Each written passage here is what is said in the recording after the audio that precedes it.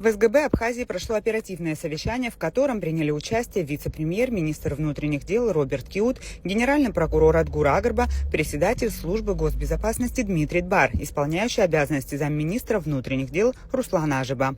Главы правоохранительных и силовых ведомств обсудили ход расследования преступлений, вызвавших широкий общественный резонанс. Оперативные службы МВД и СГБ Абхазии ведут поиск Адгура Харазия, стрелявшего в парламенте, в результате чего погиб депутат Вахтанг Гуланзе и был ранен Кан Кварчи, отметил вице-премьер, министр внутренних дел Роберт Киут. Кроме того, обсудили ход предварительного расследования по уголовному делу, а также проводимых оперативно-розыскных мероприятий, направленных на установление и задержание всех участников преступления, имевшего место 9 мая в Сухуме, в результате которого был убит гражданин Авицба. Глава СГБ Дмитрий Дбар подчеркнул важность взаимодействия всех оперативных служб. Следственные мероприятия необходимо продолжить. Следственные действия важно выполнить в кратчайший срок, резюмировал Дбар. Генеральный прокурор поручил усилить работу оперативных служб и своевременно информировать о ходе и результатах проведенных мероприятий.